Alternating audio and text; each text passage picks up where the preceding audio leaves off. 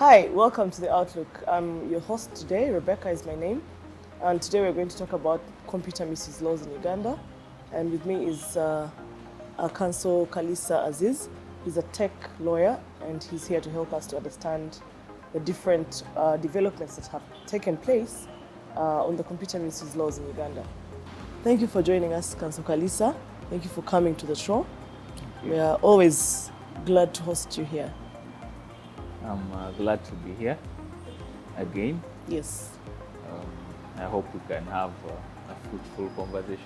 Surely we shall, yeah. Uganda's Computer Misuse Act, I think, was passed in 2011. Yes. And it has had a few developments, changes that have taken place. Kindly help our viewers to understand what this act is all about. You could simplify it for them, please. Yeah, so as you mentioned, the Computer Misuse Act was put in place or enacted in 2011. It was mainly to govern the use of computers, communication on computers, actions that are taken by people on computers, and in this case, computers include phone usage, the use of computers on internet communication, social media usage. Yes, so it is to govern us individuals or companies on how we interact using these mediums online, right? Mostly. After that particular act was put in place in 2011, there have been a few challenges in the Constitutional Court. There has been an amendment which was passed earlier this year. Yes, the one that was very controversial. That was tabled by Seriko. Yes. And then mostly recently there has been another decision by the Constitutional Court that has also brought new developments in the changes, I can say, in the act. When you look at the act, it governs the conduct of people, interactions of people on the cyberspace. It creates offenses, mostly offenses like cyber stalking, offenses like misuse of social media. It deals with hackers, that is interception, whether you unlawfully intercept communications of people. It talks about we've had so many issues of people hacking passwords of social media platforms. We've had which has been public is the offensive communication bit. Yes. And cyber harassment. That is one which has been mostly used. This act has been used for. Some people have said that the act was passed mainly to curb down on political speech. Well, don't you think so? To some extent? Yes, to some extent, because the facts are there that mostly the act has been mostly used for prosecution of such matters, and we've seen cases have been far spread. You don't see most of the cases being private. Yes. Most of the cases that have been brought to court are in persecution of people who have spoken about public officials or politicians. Yes. Yes, so someone can rightfully say that maybe the act is used in that kind of line. Yeah.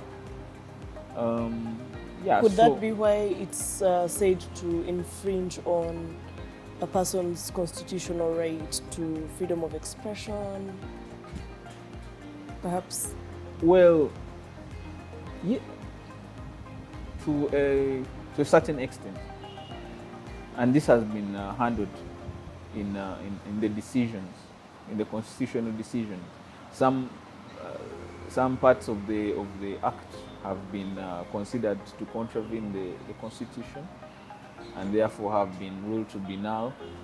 They cannot be acted upon anymore. So someone cannot be executed or charged in accordance to such sections that have been ruled to be unconstitutional. Okay. One of the cases, the earlier cases that was decided was the one that was brought by a lawyer known as Andrew Karamaji Yes. in the Constitutional Court. You get, but most recently it was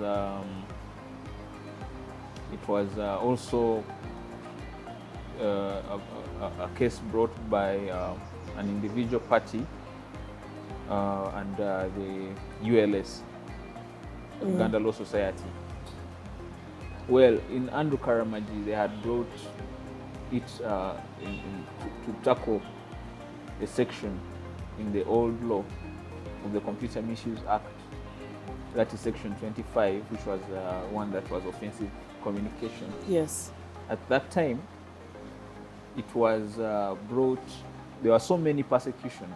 Yes. Those are the persecutions that we saw of people like, there's a lady, I forget her name, the professor at Makerere. There is Stella Nyanzi. There are some people who have fled the country, who can say politically, seeking political asylum. Yes. You know, and a number of people, some presidential candidates have been, you know, some new people have been arrested. Yeah, so it has been used mostly in that, and that's why most people say that it is used politically. Yes. Right. So in that case, that particular section, they brought, once it was petitioned, it was petitioned on grounds that it was vague. Yes. And there was lack of defining the kind of offense that someone would be taking part of. Yes. You know. Or you can't be prosecuted for a particular part of the offense because it's broad and it's ambiguous. Yes, the wording of that section was ambiguous. It was vague. Yes. And court ruled in favor of the petition. And it said that by having such a section, it put a lot of power in the enforcers, that is the police and the judiciary, to be able to define whether you are whether within you are or outside. Yes. Because it is vague, there are no ingredients. As you know that an offense has to have ingredients that define that offense. Yes. Right?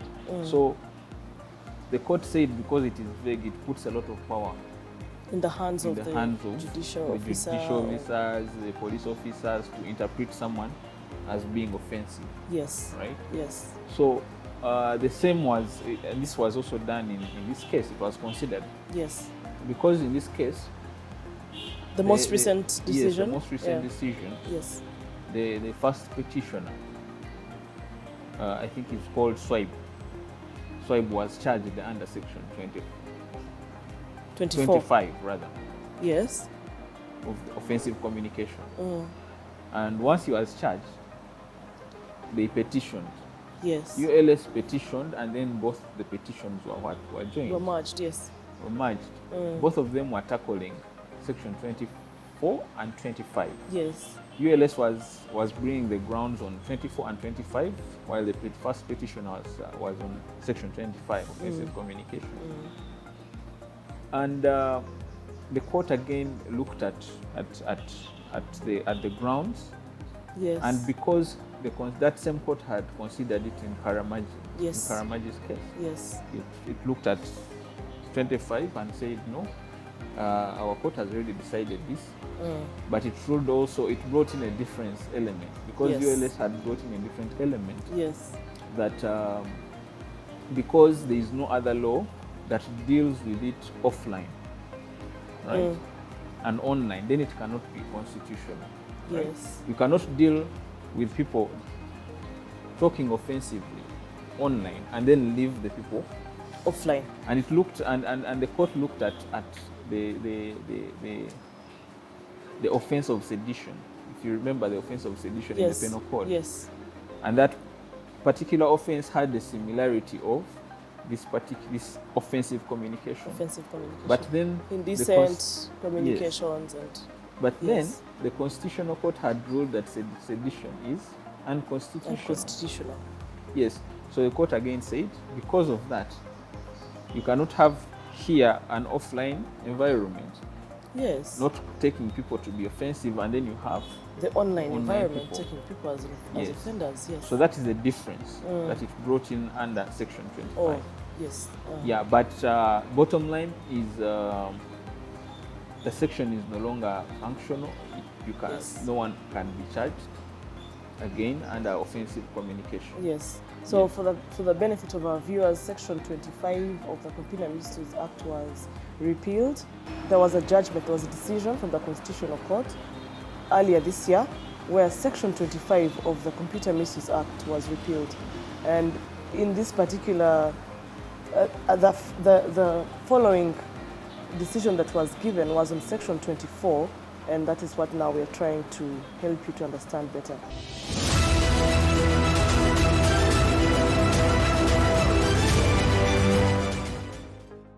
Council, there are two petitions for the benefit of our viewers. There were two petitions that were consolidated. That's what you said earlier. That was petition number 15 of 2017 and petition number 1 of 2019. And 15 of 2017, I think, was talking about both sections 24 and 25 of the Computer Misuse Act, whereas number 1 of 2019 was talking about only section 24. And then there are these issues that were brought about on what section 24 was all about and why it was being petitioned, brought to the Constitutional Court as what were its issues? Why are they trying to have it repealed? Well, okay, the Uganda Law Society brought a challenge to two sections, as you mentioned, Section 24, which is cyber harassment, Yes. and Section 25. Now we've talked about Section 25, Yes. which was repealed completely. Repealed already, yes. Now Section 24 was cyber harassment. Now when ULS was arguing both the grounds for Section 24 and 25, they used the same grounds, which is that they are vague, ambiguous, they brought in an issue of forcing politeness in communication online, and of course the offline and online environment not having the laws. Yes. So because they brought the same grounds for both, the Constitutional Court had to determine Yes. all the grounds for both sections.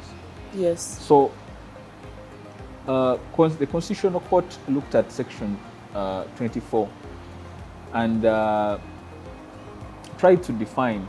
The first thing it looked at was the definition of harassment. Yes. It took harassment as the key word, Yes. and it defined harassment as kind of something, a conduct that is repetitive. For example, if I came and told you something that is obscene and I keep repeating it, it amounts to harassment. Yes. Right? Yes. Now, while considering the definition and the use of the words that were used Yes. in the act, which if my mind serves me correct, it was lewd, obscene, lascivious, those were the words that were Yes. in contention Yes. as not being able to define the offense. Of cyber Yes. harassment. So when court was looking at this, it looked at different jurisdictions and it said, well, there are other jurisdictions yes. that have similar laws in place. It looked at the UK, which has quite a similar provision like this. It looked at the United States and it looked at Tanzania, which all have similar provisions like this, right? And then it concluded that, well, the definition of harassment and something being obscene can be determined by a lower court. Yes. There are parameters, right? And how does court look at this? How do the lower courts look at this? The lower courts look at this by determining, and these are some of the principles of constitutional interpretation, yes, right? Literal by looking meaning. at the ordinary meaning, but also looking at the custom, the environment of the people, yes, and how they interpret certain things. Oh yes, You yes, get? yes. Because what may be obscene for someone here in Kampala may not be obscene for someone in northern Uganda. Sure. Right? Yes. So it said the lower courts have to consider all these factors Yes. to be able to come up with A decision. So it did not rule that Section 24 is unconstitutional. No. Right. Yeah. Maybe. No, did they rule that it's broad, vague, ambiguous? No, it did not. It did not rule anywhere like so. Section 24 is that the key word is harassment. Harassment. Right. For as long as someone interprets Yes. whatever you're doing as harassment. Yes. Maybe another thing, because it was also another ground that was brought, similar to the one in as tackling Section 25, was the ground of no other law being able to what? To provide for the same offense. Yes. The court looked at and said, well, in this case, as per this section, there are other laws that provide. Yes. And they pointed out examples of the Press and Journalist Act, Yes. which control such language. Yes. Right. It also looked at the Penal Code also that controls that language. You get. So say that since there are also other laws that govern offline behavior in terms of harassment, then there should be also a section that handles it online. Yes. That's well understood. And there is also an issue about how it affects journalism and freedom of press. Generally, the press. How do these sections affect the press, freedom of expression? Yes, that was the general contention was that these sections are in contravention of Article 29 of the Constitution, which provides for the freedom of speech and media. Yes. I do not think. I do not think, apart from the one, of course, we are not going to. I don't think we are going to talk about the one which was ruled unconstitutional, Section 25. Yeah. But I do not think that Section 24 is unconstitutional. If you look at the parameters that it gives. Sure. If you look at the parameters it gives, and you are a reasonable person, because this is the test that the court says that you should use. A reasonable person, would a reasonable person, looking at a whole communication that has been made, understand it to be obscene, lewd, and termed as harassment of another person? Yes. Get? Yes. So if someone continuously uses certain language to attack someone, I think it would be harassment. Yes, sure. If I kept on coming to say Twitter or Facebook, yes, and I'm saying, Miss Rebecca, God forbid, you are a prostitute, you do this and this and all things which are wrong about you. Yes. And you tell me, please, I find this obscene and I find it offensive. Yeah. Please stop. Yes. And I do not stop. That would be in according to the definition of harassment. Yes. So, yes. You understand? And you should be prosecuted for that. Yes, exactly. Yes. So as far as the press goes, the press have parameters on how they have code professional of conduct. Yes. Yes. They have code of conduct. They have editorial policies in place. Yes. In almost every media organization that I know or have worked with. Yeah. They have editorial policies in place. They have the UCC laws that are in place to, to be able to manage their conduct. Yes. Right, and the things they are saying. Yes. And then another thing maybe we forgot to tackle is that in this petition, they also they were also bringing one of the sections that was also being queried was the one of libel Yes. in the penal code, Yes. right? And for the benefit of our viewers, Yes. what is libel? Libel is one of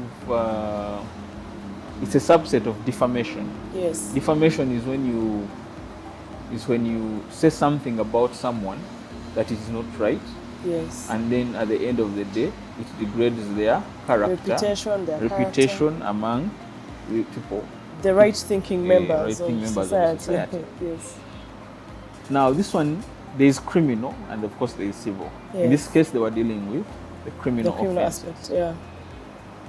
Now, the court said it would be really unreasonable to say that defamation is what? Is unconstitutional.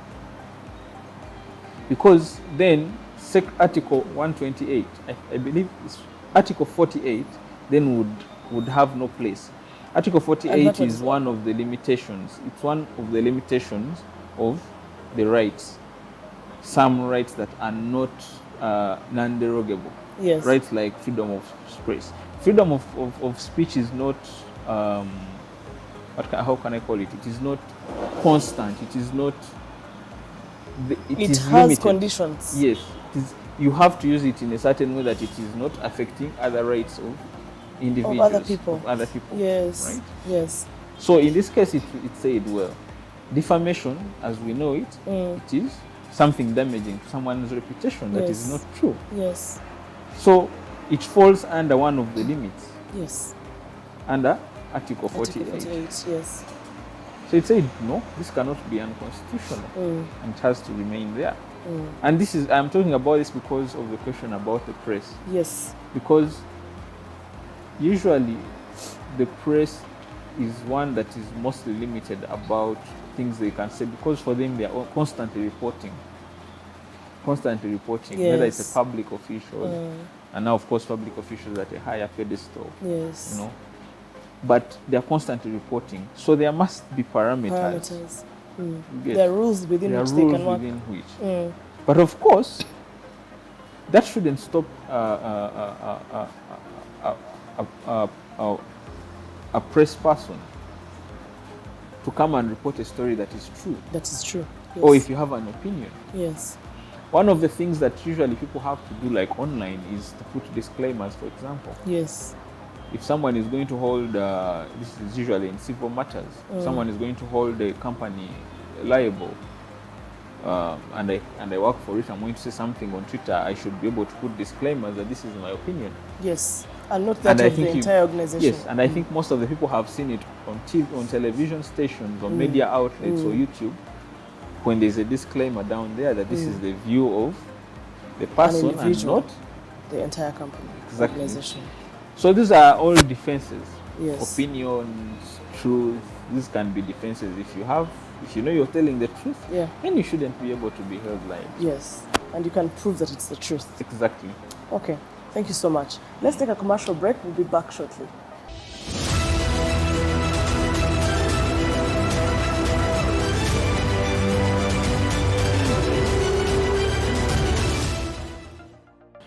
Hi, welcome back to The Outlook. Today we're talking about cyber laws, cyber harassment, the Computer Misuse Act in Uganda, and the different constitutional petitions that have been recently decided on by the Constitutional Court in Uganda. And there's one of the questions that one of our viewers asked. She wanted to know what happens if she feels that she's been a victim of offensive communication, which was under Section 25, which has now been expunged by the constitutional courts. What are the effects of that expunging of the section, and how can this victim get court redress?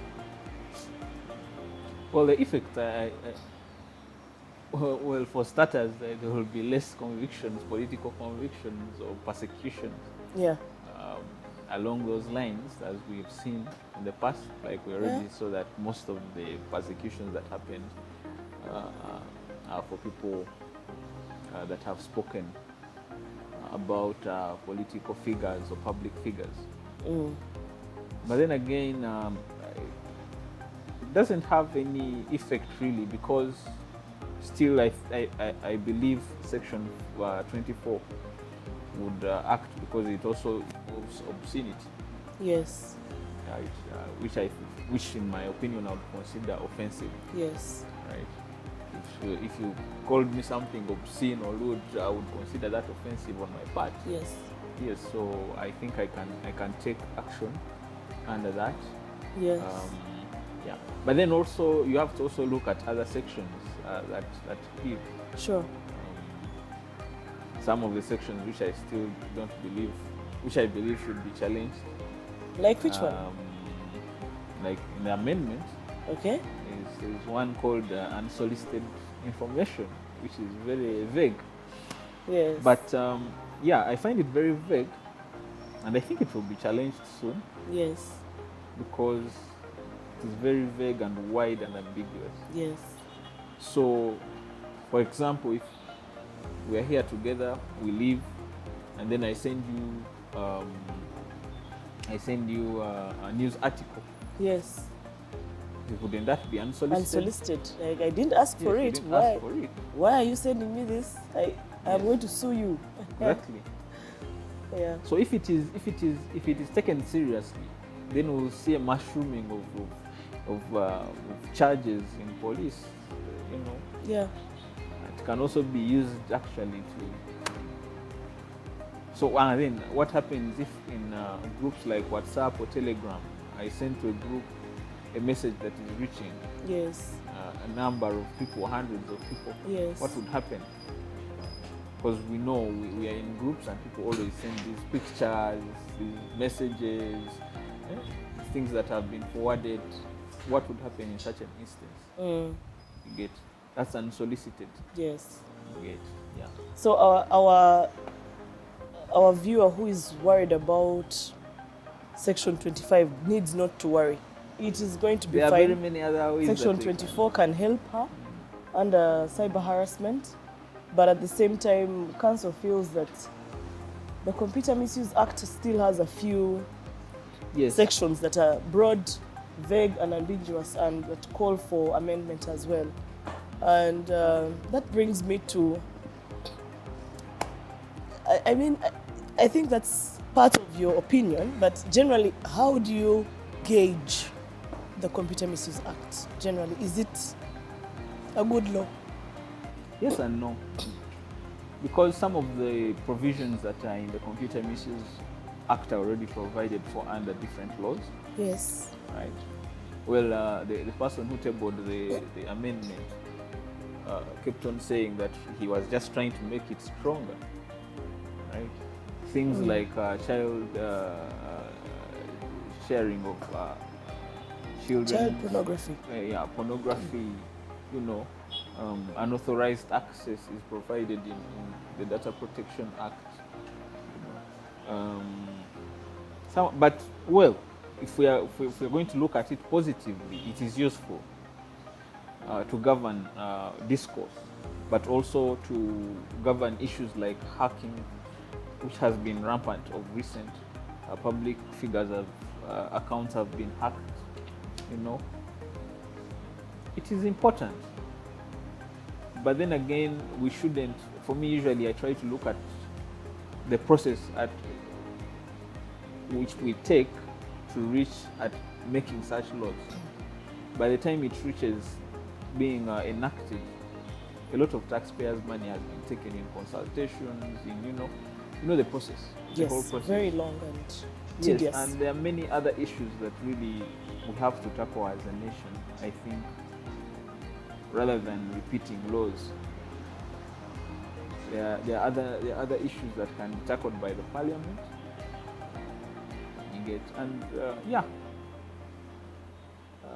It is important. But in my opinion, I have my own reservations. Yeah.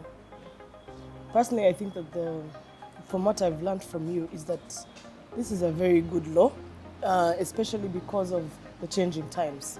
the fact that now everything is going to be online. There's going to be a lot of the cyberspace grows bigger and bigger every day. So I know that it will call for amendment every so often, and thankfully, experts like yourself will always be there to guide our lawmakers and the courts to arrive at good decisions like the ones we've just discussed. And I'm grateful for your time, and at Jural Media, we're proud to be associated with you. And to our dear viewers, please, every time you have a question, don't hesitate to send us a message. We have our phone numbers on the screen. You can always send us a message or give us a call, and we shall be able to respond to you. We will also be able to discuss topics that are of concern to our viewers. So kindly, if you have any topic that you want us to share and talk about, please write to us and we shall create the time to discuss them with you. I hope you've learned enough about cyber laws in Uganda, and I hope this discussion was helpful to you. Thank you for joining us. Until next time, it's me, Rebecca.